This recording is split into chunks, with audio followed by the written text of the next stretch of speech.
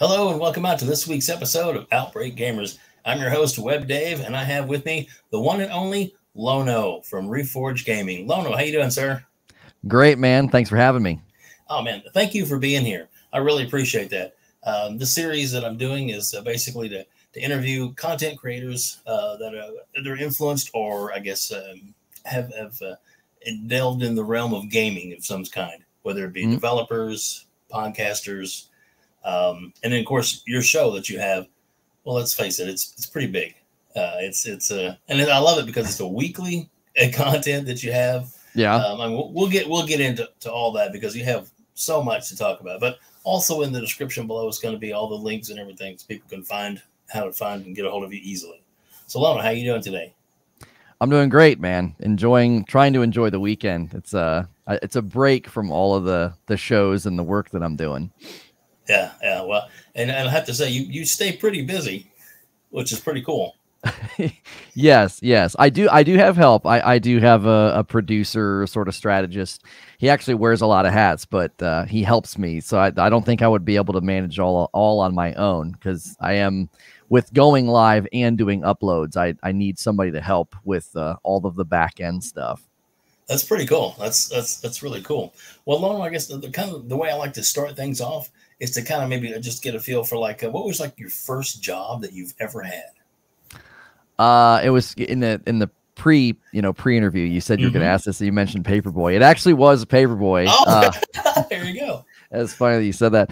And it was actually it was kind of embarrassing because I got like featured in the newspaper as like one of their best, Paperboys or whatever. And I got mercilessly teased for that at school. That was not fun to go to high school and be like, the dorky guy in the newspaper that had a newspaper out. So the first official job I had, like, working hours and getting a paycheck, was Hollywood Video, if anybody can remember that place. Yes. And you had to wear a tuxedo shirt. It was awful. But it was great. We could get movies before they came out. I remember watching videos. They were all on VHS at that time. And they would be preview videos. So they would go black and white and text would scroll across the bottom, I don't know, every 45 minutes or so. So that was kind of neat to see movies before, the public could. That was fun. It was a good perk of the job. Oh yeah, definitely. Definitely. Actually, my wife worked at a Hollywood Video before the franchise closed down for a little while as a second job, for a little extra income when we first got married. So that was, and then I think it was even up to they had DVDs at that time. So that was toward the end of the reign, as it were. So yeah, so I know exactly what you meant, the tuxedo. Long time ago, I did a stint at what they call a shoe carnival. It's a local type chain, and we have a shoe carnival here. So yeah, tuxedo and the barker and on the microphone, Yeah, man. Sales. That's right. That's funny. Rough times. So I know what you're talking about there. You always hope your friends don't come in. You're like, please don't come in while I'm working. Yeah. Or an ex-girlfriend. You're like, oh yeah, that'd be worse. That'd be worse. That happened to me once. Ex-girlfriend and her mom, mom's like, I could just feel it going. Aren't you glad you didn't continue dating him? Look what he's turned out to be. That's rough. That's rough. Exactly. Oh goodness. So I guess with the early jobs and stuff, which we've all had them. I guess what's some of the education that you've done? Well, it's not a lot of people. I used to keep this pretty private, and I don't keep it private anymore. I actually went to the seminary here in Louisville, Kentucky. So I have a bachelor's and a master's, and I'm not like, I don't keep my faith private, but it certainly isn't part of the content. Like, I don't want that to become a barrier for people. There's a lot of presumptions that people will make. If you say that, they'll just assume you think A, B, and C. And it's like, yeah, I don't, but that can be a barrier for people. So it certainly is. It's a part of my philosophy about creating excellent content. And I am trying more and more to be more empathetic and kind to people, because it can get kind of caustic, this environment, and it's hard in a live fire exercise, right? I'm in a live environment, people can come in and kind of take swings. So I've been doing my own work and trying to not do that and not get into that rut. It's really easy, I think, to get in that rut. I try to posture and well, maybe not posture. I try to create an environment that has a posture of you can come in, you can debate, you can discuss, just, you know, don't attack anybody. So certainly my background and my faith and my beliefs and my education are influencing how I approach the content and the conversations, and just always trying to improve and make things better and increase the value. So that's there in the background, but it's never like a topic of conversation. It doesn't really come in to the content itself. Right. Well, that's and thank you for sharing that with us. That's awesome. I didn't realize you lived, I guess, in Kentucky. That's cool. I live in Owensboro, Kentucky. Oh, okay. So literally like 2 hours away from you. That's that's pretty cool. You're in my neck of the woods. You're down here in bourbon country. Yeah, exactly. Oh, we make some good bourbon though, don't we? We do. Well, gotta support the state, right? That's right. That's right. I'm doing my part. Every time I buy a bottle. That's funny. Well, I guess since this is about gaming content, let's kind of get into like, what was your first gaming experience? I mean, was it like PC, handheld, arcade? Where did it start for you? It would be a blend of arcade with my dad. I had an older brother, a younger brother, and then a youngest sister. So there was 4 of us. And he would take turns taking us to an arcade called Funway Freeway. And that was like a really awesome time with our dad. You know, just one of us would go with him. And it was impressive to watch him play Punch-Out. He was actually good at it. There was, I guess, a Punch-Out somewhere when he was in the Air Force, and he got really good at it. So my dad was kind of a gamer before any of us were, because of that game in particular. And I always liked playing skee ball at the arcade because the video games were so hard. They would just drain your quarters. They were kind of designed that way. That's the kind of the birth of microtransactions, if you think about it, the arcade. And, you know, pachinko machines and pinball are even before that. So that was probably my first video game experience. And he had a Coleco in the house as well as a Pong. The Pong we had was like, it looked like a big, if you remember those cell phones in movies that were like giant, and it had 2 knobs, I think, on it. Yeah. But the Coleco got played quite a bit in our home. Pitfall, River Raid, you know, Mousetrap, you know, and then obviously the classics like Donkey Kong and Donkey Kong Jr. And then we got a Nintendo. We were a Nintendo family. So the very first Nintendo, I will never forget the morning we opened it. My dad put a towel on top of it and wrapped it. So we were curious what it was. We're like, why is the top of the box soft? Because we really wanted the Nintendo, and we knew how big the box was. Yeah. Because we saw it at the store all the time. Yeah. And so we went Nintendo all the way to GameCube. We got every system. Nice. And there was a rental video store, like 2, maybe 3 blocks from our house. We would walk to it, called Tip Top Video. Wow. Okay. And we would walk there, and they had these little tags that would hang below, and they would have, I remember, Nintendo 64 boxes. And if the tag was there, the game was there. And we would go and we would rent games every weekend. That was the big thing. You know, we would get, I remember renting like Clay Fighter 63 1/3. They were kind of making fun about every Nintendo 64 game put 64 at the end. Mm-hmm. Clay Fighter 63 1/3 was one that we remembered as like, they're making fun of the, you know, the number thing. So Nintendo family, big time. And that was kind of all of the beginning stages of me getting into gaming. That's cool. That's very cool. Well, I mean, obviously you've branched out since then.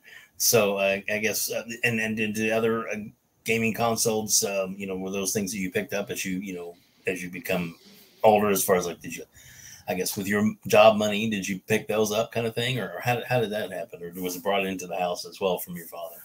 Yeah, we were one of the first families that we knew that had a computer in the home as well. Nice. And then when I got into, I want to say it was my junior year in high school, this would have been 1998, 99, I built my own PC with a friend of mine, and I got into PC gaming. So I was playing Quake 2, Quake 3. I would usually boot up and play a game before school, you know, and then we'd be at school talking about the game and the match because my buddies would be in there. And I branched out from there into Unreal Tournament, Call of Duty, And around the time that Modern Warfare came out, along with there was a Gears of War, I couldn't play because you needed, I believe, I may be wrong on this, my memory here is that I needed a quad-core processor. Oh, wow. And I didn't have one, so I was going to have to upgrade everything. I was going to need a new motherboard, and then everything would have had to change along with it. And I was so tired of doing that, I just got a 360 and got World at War with some of my buddies.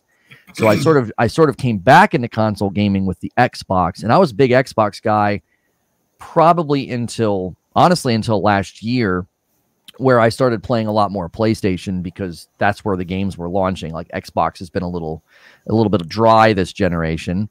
But I was huge into Xbox. I built most of my community on Xbox when I started streaming because I was big into Destiny, and that's where I played most of my hours. And then I got onto PC because the Destiny version on PC was better. It ran at the higher frame rate. So yeah, I'm kind of all over the place now. Like my journey is, went into PC, got out of PC. Now with all the news about Starfield, I'm like, maybe it's time to get a really nice, strong PC. Because I do want to play that game at 60. I know that conversation is getting kind of toxic, but that's just a standard that I really enjoy. Sure. And I have a very nice television that was gifted to me. My community was very kind, and it's like I can't do the 30 thing. So now I'm kind of drifting in that department. It's like I have a Switch, and even Zelda, I had to kind of put it down because I was like, it was tolerable at the 30, but then I started playing other games. And when you go back and forth, it's harder, I think, to tolerate. So I'm, now I'm looking at getting into like a beefy PC rig to have along with all of my other consoles. So I think kind of eclectic. I tend to go where I feel like the games are is kind of how my journey has gone, which is why I left PC gaming. I was like, I don't want to have to keep upgrading my hardware. And my buddies are playing World at War, and that's what drove me there. Yeah, well, and I understand that for sure. Like we were talking about with the TV being higher quality, like in my living room, 75-inch goes up to 120 frames per second. I'm like, that's pretty nice. So yeah, I have a nice rig in here for this, for doing this show, and then I have a duplicate out in the living room that I just have for playing games on when I want to. But I also have all the other consoles and stuff as well. But yeah, there's times when you're like, and you were talking about the 30 frames, the 60 frames.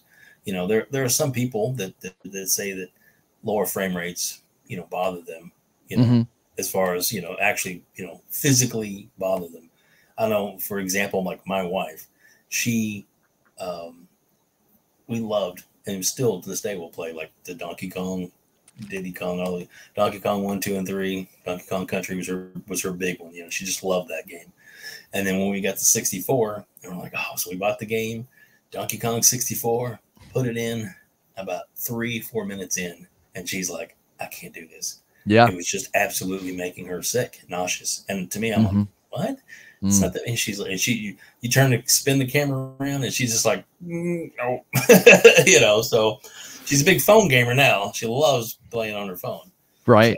So, yeah. But man, it's and some people, like, I don't understand that, but I do, because it affects, somebody that I know and love, so it makes more sense to me. Yeah.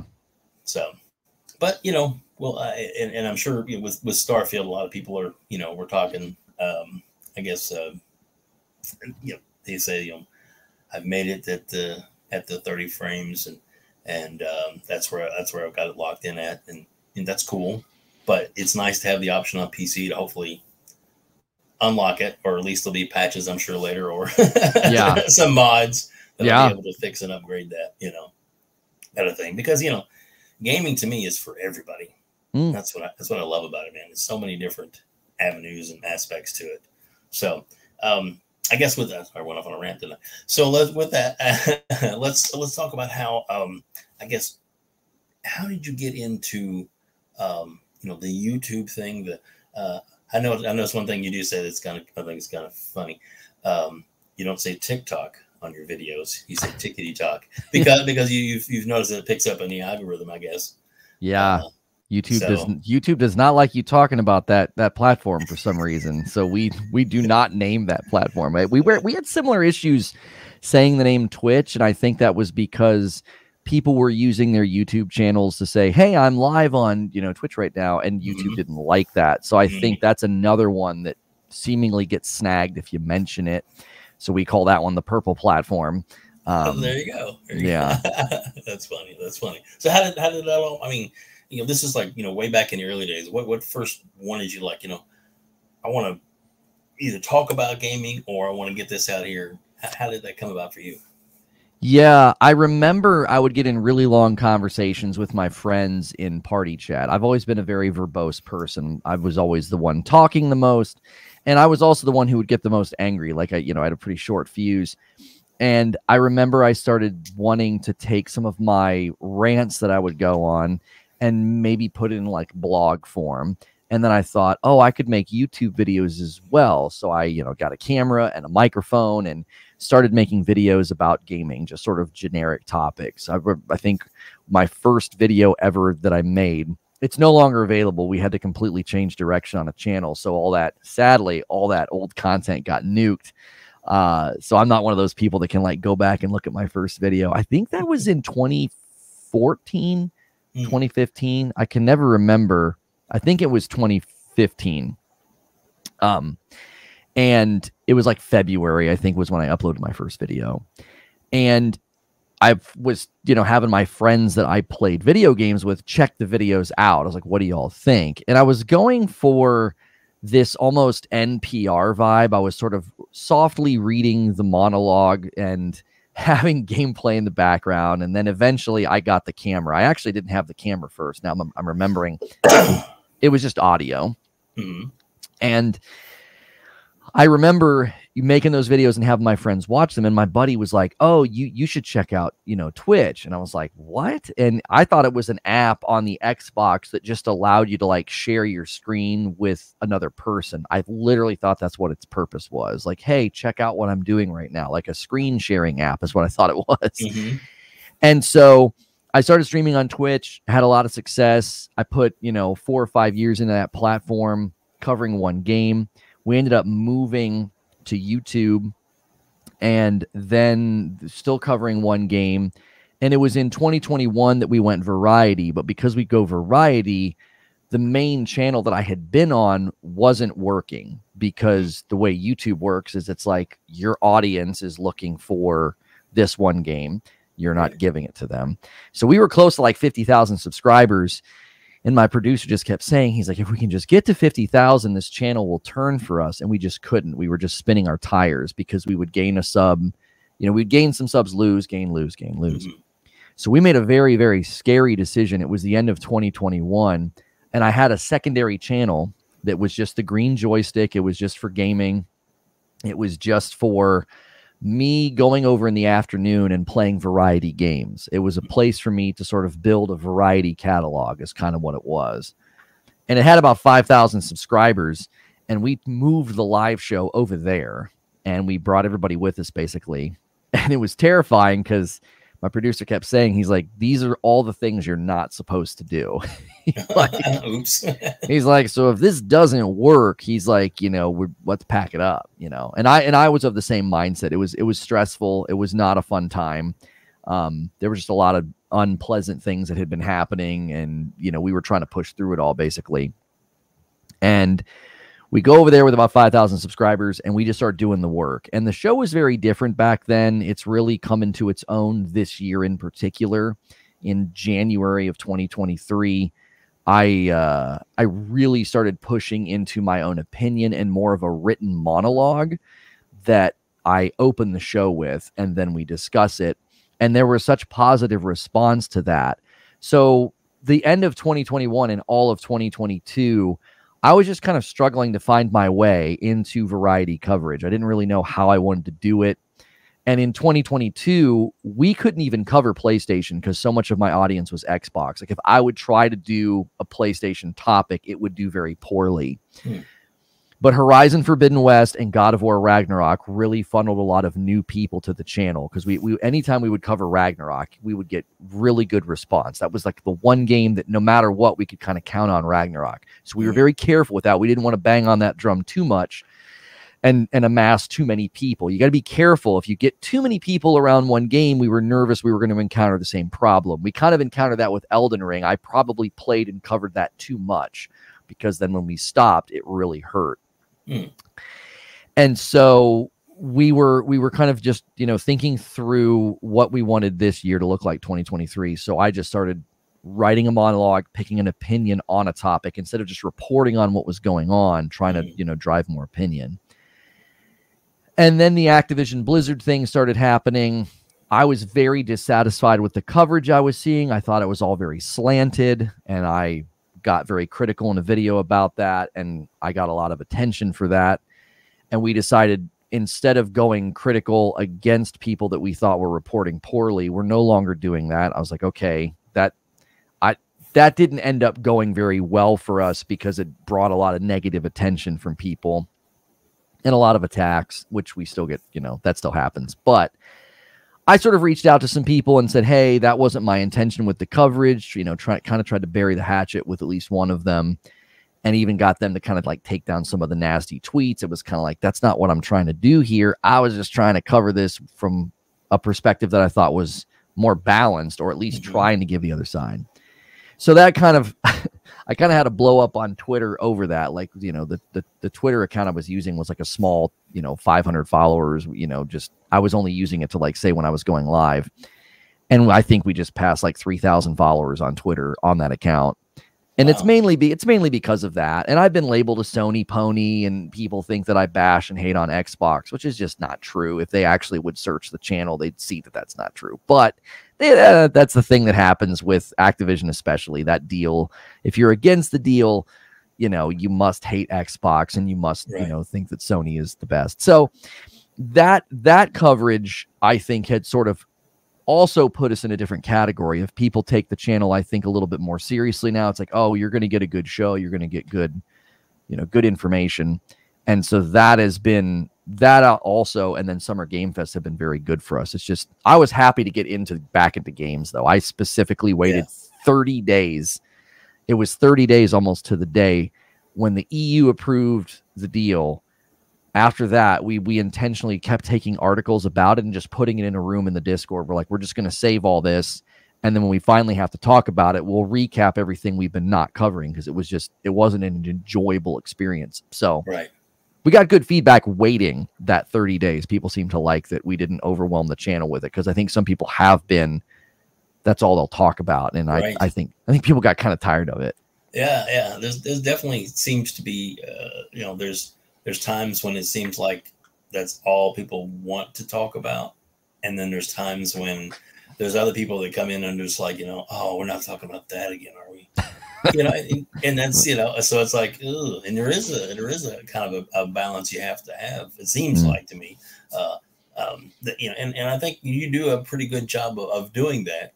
I know sometimes that, you know, I've watched your show and seen you have to, I guess, react to some people, and some people are just, they're brutal. That's that's the way to say it. I am a gamer. I have all the systems that there are. I own them all. Xbox, Nintendo, Sony, have them all. PC, the whole 9 yards. So to me, it's like I try and be a gamer. I'll straight up front, the ecosystem I enjoy the most is the Xbox, because I enjoy Game Pass.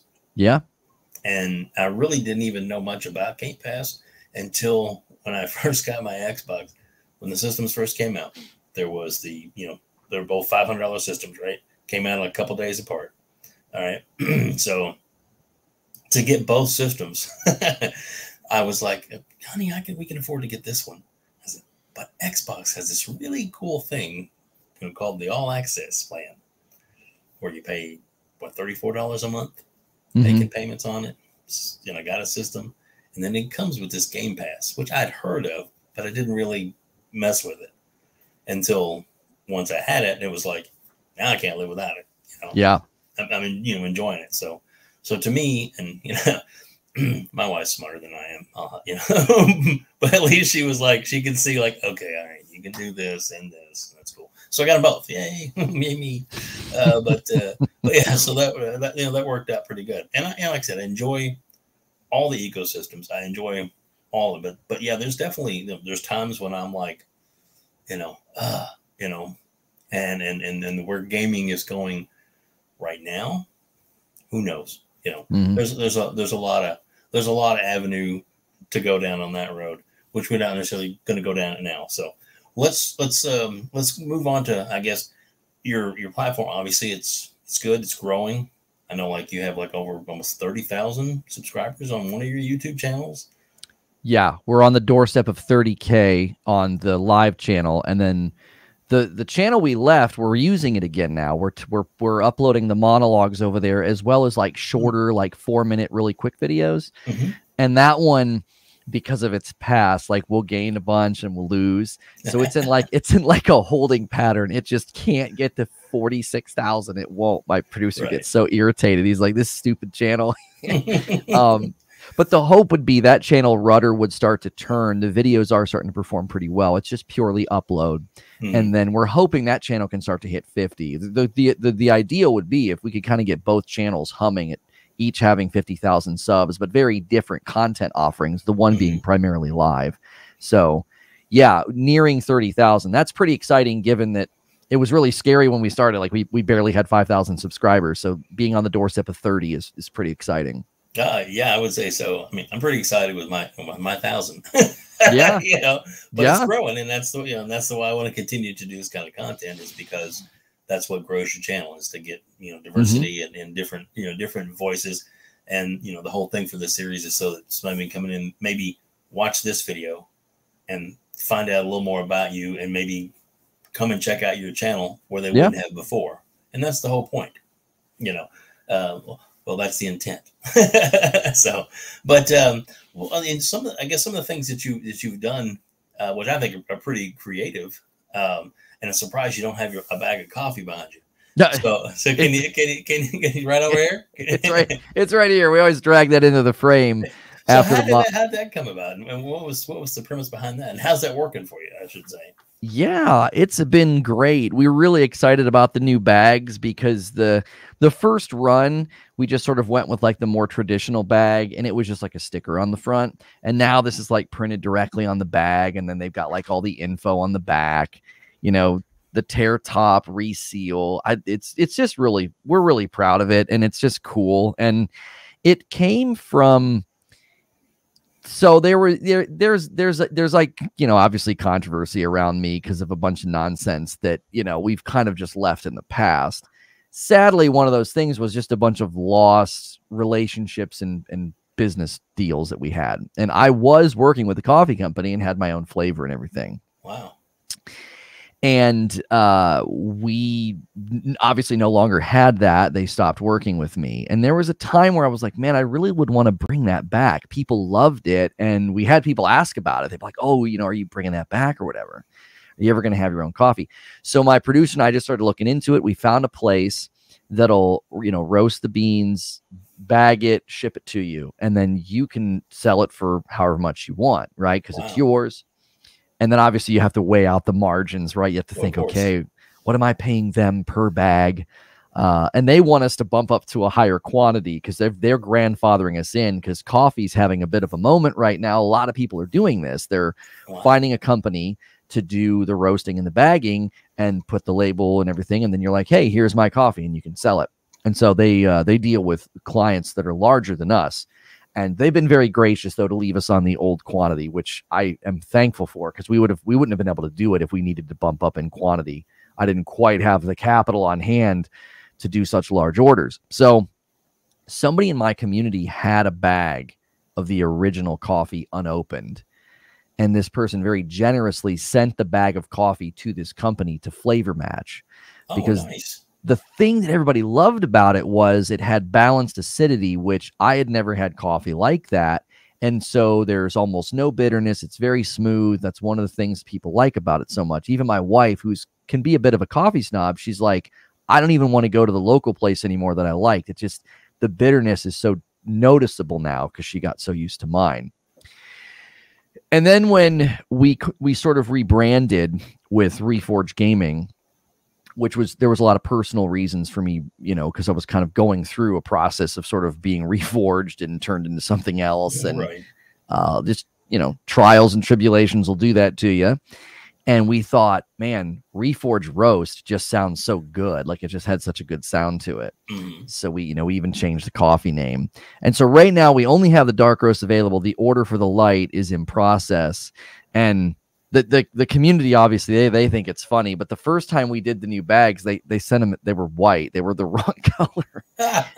So my holiday blend showed up, you know, 500 bags of coffee in the wrong color bags. Oh, goodness. They did right by us. They took care of it. But that's kind of how that happened. And that's just sort of, you know, an extension of what we do. It's just another way, I think, for people to support, but then they get something. It's not like, you know, there's a lot of ways you can make money as a YouTuber. And I like to do something that I use myself. I drink the coffee myself, or something that they're going to get an item, you know, to be a part of their life. Like we work with t-shirt companies, you know, I'm even wearing one of the companies now, but the coffee, it's like, that's something that you can use, and you're, you know, you're probably buying coffee anyway. Right. So you buy mine, it supports me, supports my family. And people seem to like it. They switch to me pretty much permanently once they try it. So that's how the coffee came to be. That's pretty cool. And I have to say that's a really smart way to do it. To you know, we do like t-shirts and things like that. You know, with the stream thing. You know, was spring, I guess. You know. Yeah, spring. Yeah, we used them in the past. Yep. It's just because it's easy and convenient. And you don't have to make your stock and keep hold of it. They'll do it on the fly. And to me, that's like, I like that way a lot better. You know what I mean? Because obviously they don't have to worry about on hand, tons of merchandise. And you're like, you know, out of the back of your car, hey man, you want to buy a shirt? You know, where you can just kind of go with as it flows to you. So that's cool. And the reason I wanted to bring that up is because I think that's a really unique, you know, avenue that you've broadened in your community, and I think it's pretty cool. Yeah, my producer gets props for that one, because I didn't want to do it. I did not want to do it. I was like, how much is it gonna cost? I was like, are you kidding me?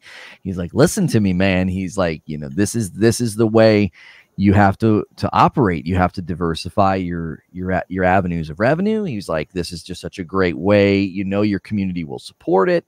And so he pushed pretty hard, and he's actually pushed hard for a lot of things that we do on the show and the content that I was sort of reticent to do.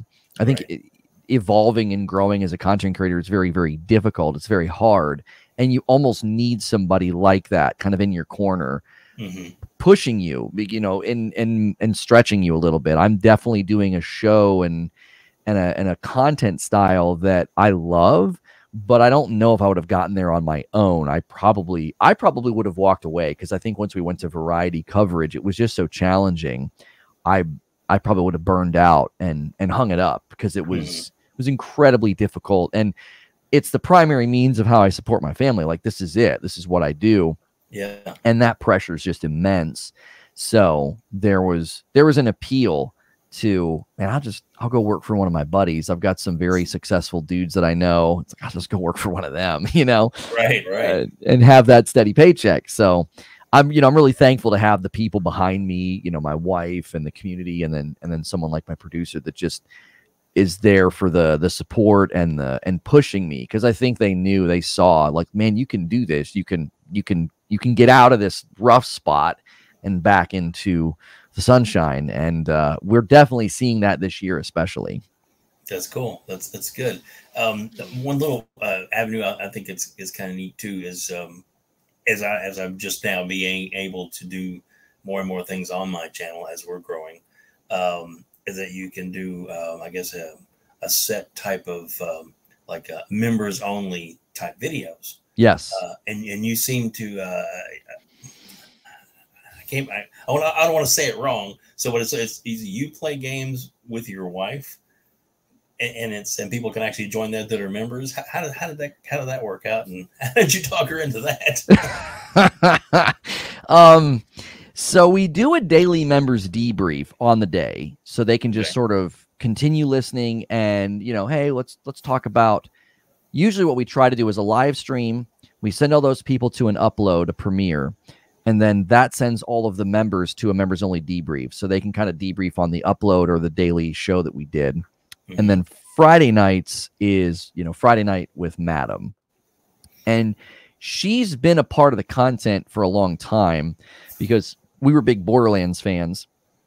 And I mean, we still are. And we loved Tiny Tina. And I wanted to give her sort of a screen name if she was going to be on the shows and stuff. We obviously didn't want to use real names and stuff. Of course. And so we came up with the name Madam Crumpet because Tiny Tina loves crumpets. Nice. And we just thought it was fitting. So Madam Crumpet, everybody calls her Madam now. That's just kind of her nickname. And for a while there, we were getting into more serious topics. I had a channel called Reforge Radio. And we were getting into cultural commentary and real serious issues. And we decided not to do that. That was a very short stint because it was hurting the brand because people would be supporting the gaming content. They would come and support this other endeavor. And it was messing up their sort of their experience on YouTube.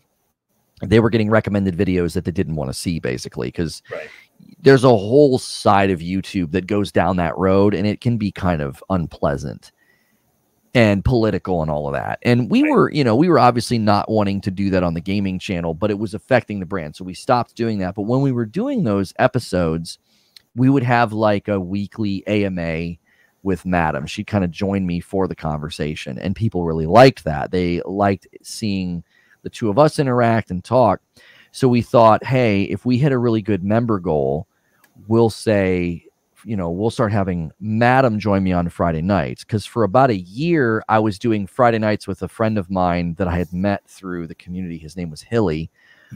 And he's this British guy. And we just had this natural comedy between us. We could just sort of riff back and forth.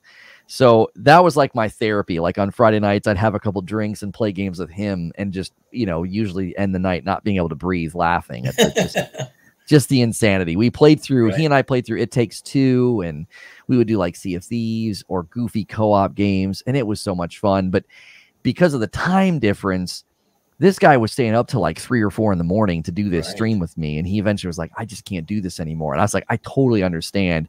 He got me through, many people did, and he was one of the people that got me through a rough patch. I really needed that. I needed that time to just laugh and have some mirth and joy. And so we converted Friday nights into, well, what if Madam joined me and we would play games together? And so it's morphed a little bit. We noticed that people would stick around and the viewership would be higher if we just sat and talked. They didn't really care about the games. They liked us bantering. She absolutely has me pegged. She rips me up and makes fun of me, and they love it. They absolutely love that. I think they tune in for that more than me on Friday nights. So now we end the night with a game. We don't really focus on the game. We talk for an hour or two and then end the night with a game. So last night we used my second camera rig and we showed them some of the board games we play.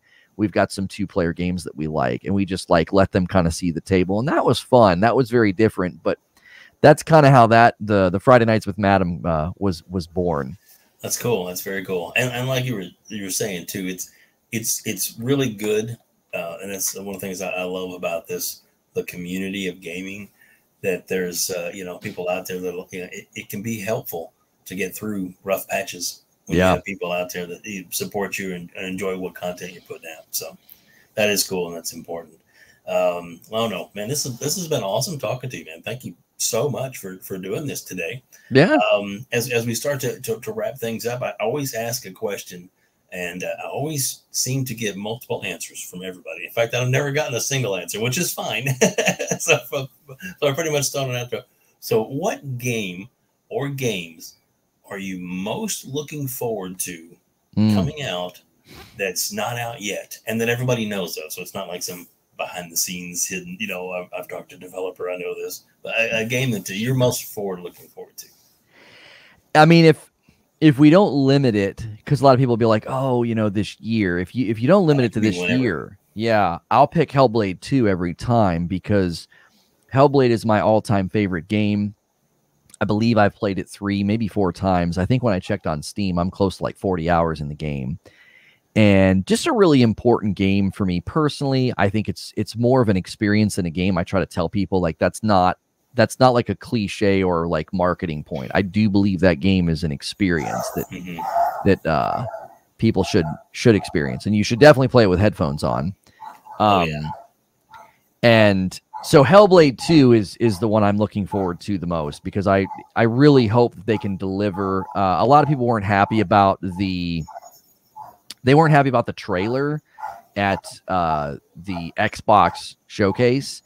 I loved it because I love Hellblade. So I felt like I was getting to experience the game, because a lot of the game is that. It's like you will walk up to an area and then suddenly the camera spins and you're in this immense, extremely interactive or immersive moment that's very like audio focused. Like the audio design team does such a good job there at Ninja Theory.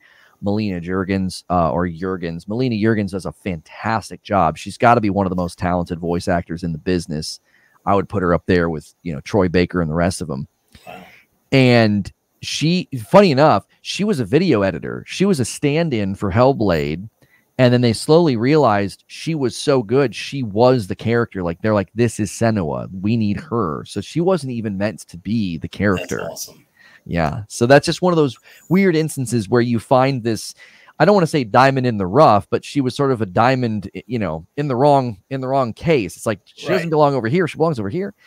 And so I'm thrilled to see that game get main stage treatment. I'm kind of bummed that it got criticized at the Xbox showcase, because people want to see gameplay, which I would say is a good sign. It's like people were really interested, but I was trying to caution people. They thought that game was going to be like a surprise release this year. And I said, the CEO said in the middle of 2021, just 2 years ago, they hadn't even entered full production yet. You're right. And they were doing mocap early this year. I said, I don't think so. I would hope that it comes out late 2024. I would love for them to have as much time as they need. They're not a very big team, and it's an ambitious title, Unreal 5.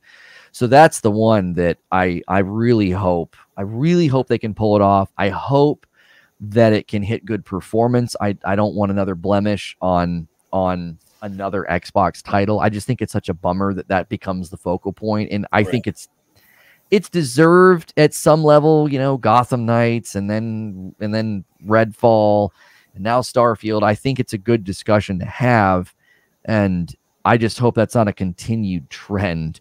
Because like I don't want to play Hellblade on a PC. I would love to have something show off the power of the Series X. Like I got that system hoping for something that's really awesome. So Hellblade is at the top of my list every time. If it's this year, it's tough. You know, I would say Starfield is still one of my most anticipated games. I was interested, and then the Starfield Direct completely changed my mind. I was like, this game looks like they built another Skyrim. Like, this is going to be a moment for Bethesda.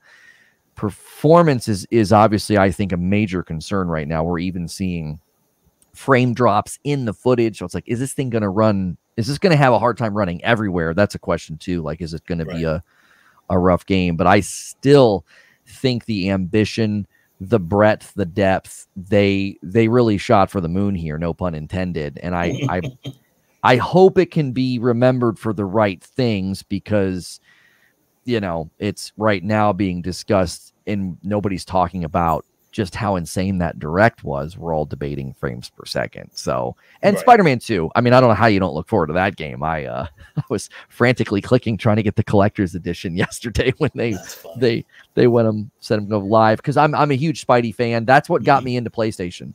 I was never a PlayStation guy, but I got a PS4 Pro because I wanted to play Spider-Man, and I'm excited about that one. So those are kind of the ones on my radar right now. Well, and I didn't think I was going to like Final Fantasy 16. I played the demo and I was like, oh my gosh, that game's going to be very special. I think it's going to do very well. So that's another one that's right around the corner too. Oh yeah. Real soon. downloaded the demo and played through it. I didn't play the second part of the demo. I need to go back in and finish that part off. You need to do that. Yes. Okay. Yes. Yes. The iconic challenge.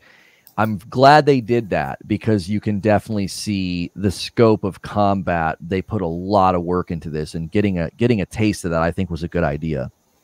Pretty awesome. Pretty awesome. Again, Lono, thank you so much for being on here today. I can't thank you enough. I know your time is precious because you do a lot of shows, but I really appreciate you coming on today. If you don't mind, kind of give us a quick, tell everybody where they can find you. And of course, everything's been in the description, but sometimes they like to hear it too. Sure. Best place to find me on YouTube or Twitter is just Reforge Gaming. And we do the daily talk show Monday through Friday, and then usually an upload. And then if you really want to get all the content, you can become a member. We do, the $5 membership that most YouTube channels do. We even have our Discord that you can get into and kind of plug into the community. We got a lot of people playing Diablo right now, even though I kind of fell out with that game. But that's the best place to connect and get involved is, Twitter or YouTube. Just look up Reforge Gaming. All right. Lono, thank you so much for being here, man. Thanks a lot. And thanks everybody for joining us here at Outbreak Gamers.